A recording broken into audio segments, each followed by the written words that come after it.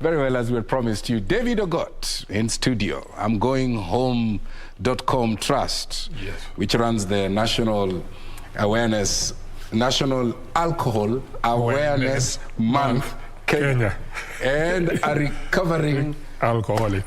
Thank you for joining us. Thank you for inviting me. Why recovering and not recovered?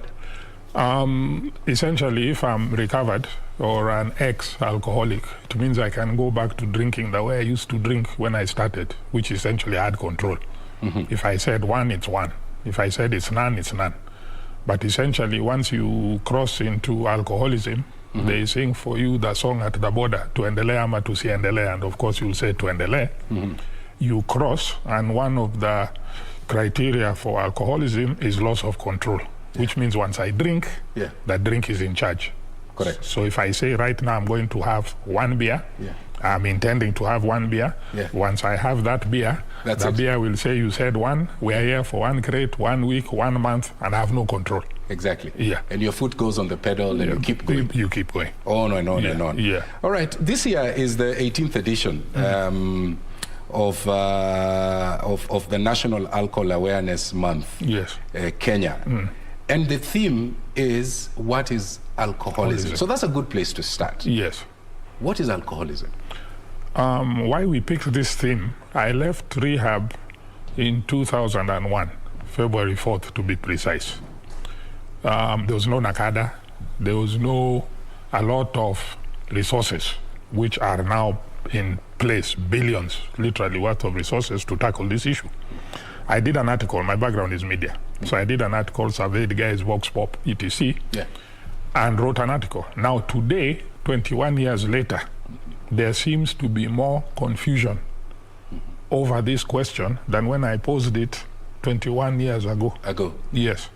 So we've decided, and the fellow who helped me help myself also passed on this year. So we decided it is a befitting theme. One, there's confusion.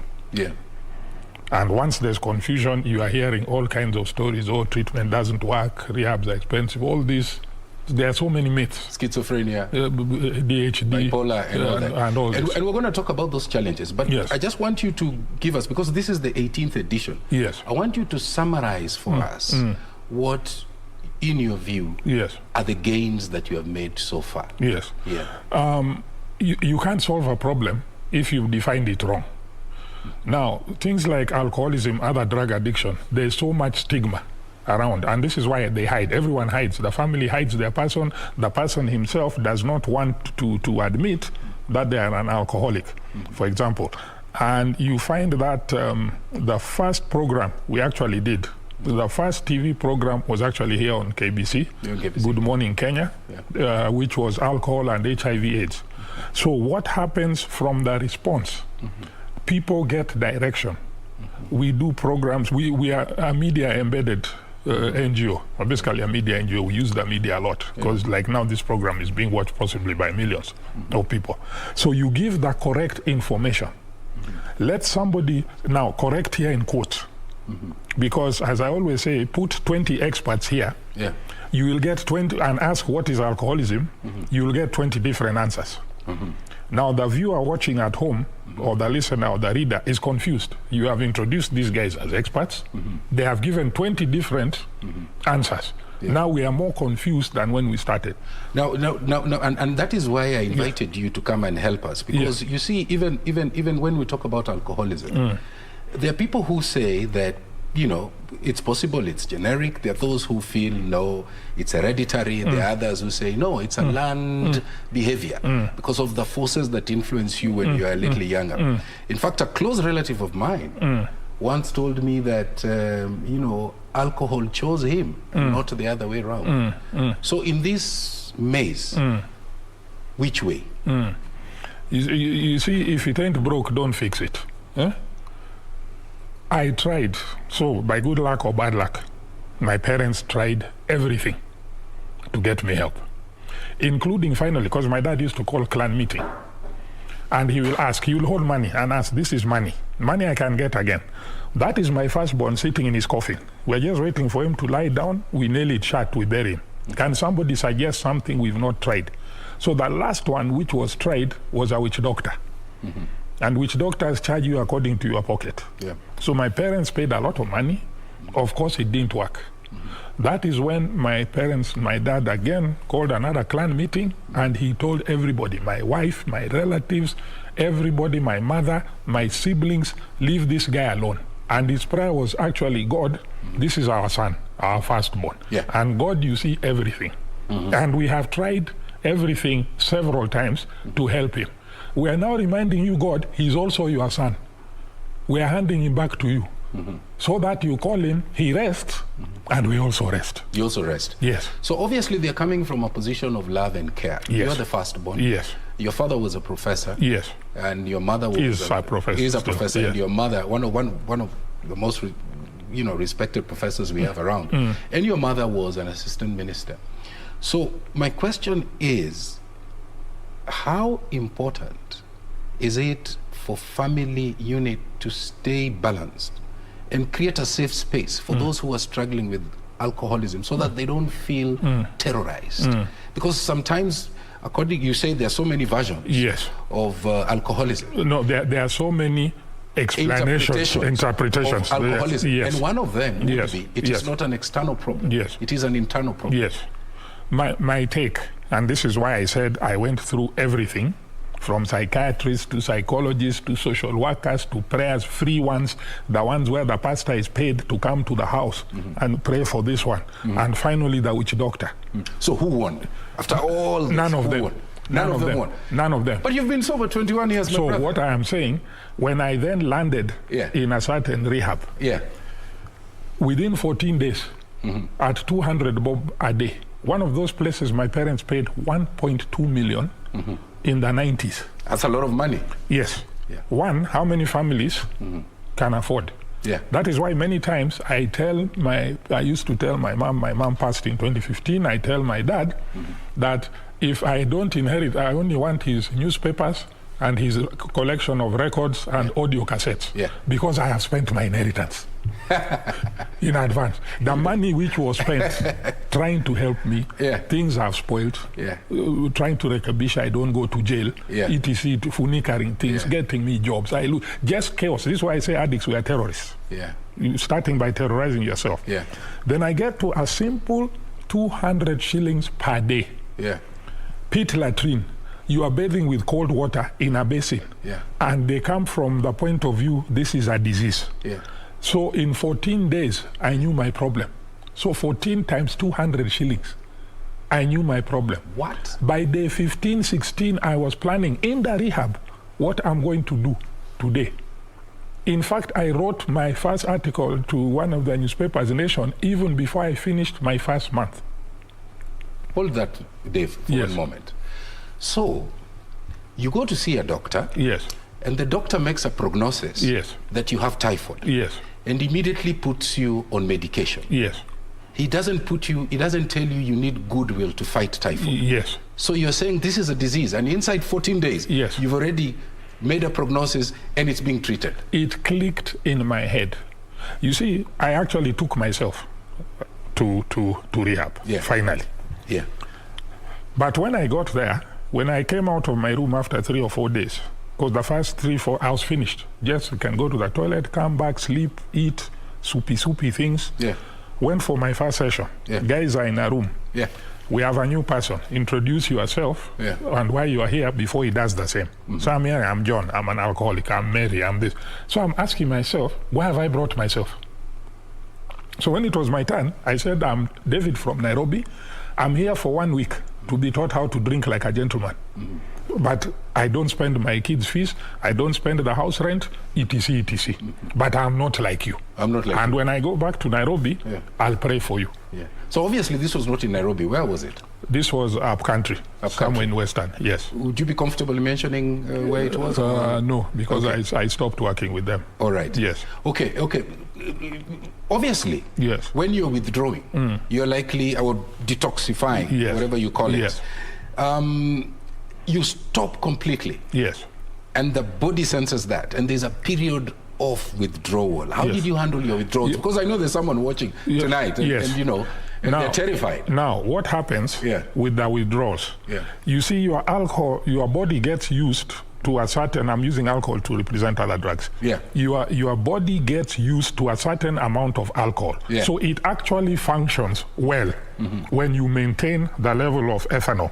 And whatever you're drinking, whether you're drinking changa, the finest champagne, whiskey, brandy, whatever, the most expensive tot or the cheapest glass, busa, all of them, the psychoactive ingredient, yani what acts on your brain to change the way you think, you feel, you behave, or all three, is ethanol. So what happens is when you stop suddenly, you start, your body sends you signals, just like when you're hungry. You need to eat, but you're here. So you say, I'll postpone for 1 hour. I'm in the studio. Then this. But if you stay long enough, you will not be able to function without eating. And your body is now sending you a message, if you don't eat and drink water, we are dying. That's true. Now, the body, the brain is cheated now by the drugs that if we don't get the drug, we are dying. And it sends the signals. And withdrawal symptoms are numerous. People get different types, sometimes only one, your hand shaking, heart palpitating, sweating, your voice goes hoarse. There are so many. Hallucinations. So hallucinations can be visual, you're seeing things which are not there. Auditory, you are hearing things which are not there. Taste, you are tasting things. So like now, I can be eating a sweet, but I'm tasting chicken. So when you get these symptoms, that's the matrix of measuring that you're gaining ground in the right direction then. Once you start having withdrawal symptoms. In fact, let me even take it back, but just finishing on that point. Once you take a sip, you know, a lot of these things we say, which are very simple, dayamoto ni moto, that is the so-called kutoa lock. Basically, I'm trying to think who I'm going to con today to get money, how am I getting money to drink? But because I have not had my top up to deal with my withdrawals, my brain cannot think. Immediately I flush some amount of alcohol, the body now settles. The brain starts thinking. So you even find people moving from bar to bar. He has a little cup, even in the car. He's drinking, just to stay topped up. Arrest this person, tell him to walk on the center line, he will walk. Tell him to stand on one leg, he will stand. He's talking to you nicely, officer. Keep him there for 2 hours, the ethanol level starts going down, the fellow starts slurring, he starts staggering, the brain is getting confused. You have no balance, because the ethanol amount in your blood literally is too low. Give him a sip, is normal. You didn't mention to me which institution you went to upcountry. I know that Mathare is closed. So someone is watching this show and is asking himself, so which public facilities can I go to access Medicare? Those who have struggles with alcoholism. There's Mathare. You see, people rarely talk about their outpatient clinics, which are free. But outpatient, you are basically coming and you go back. Now, one is in Gara, called Maisha House.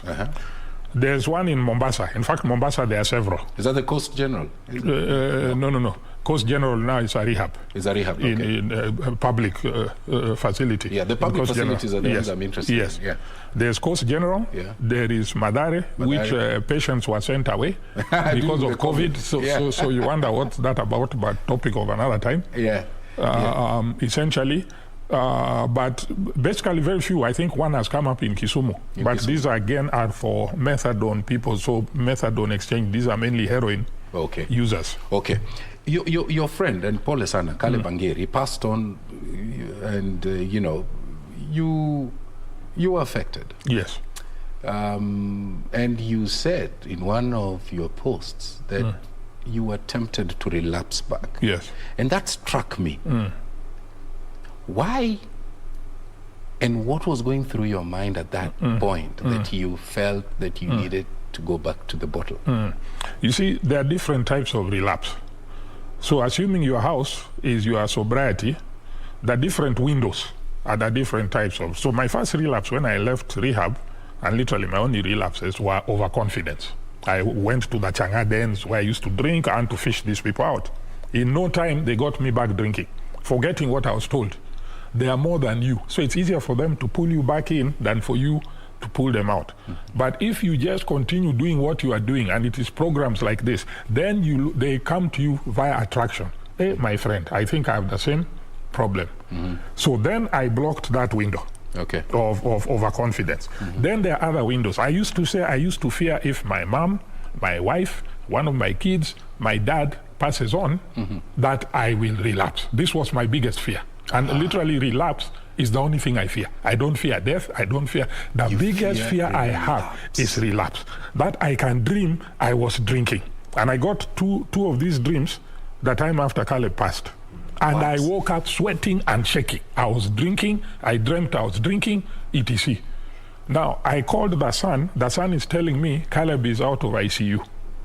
So when I am getting a call the next day, I'm expecting to be told, can we meet, we arrange fundraising for medical what? He tells me Dad passed yesterday.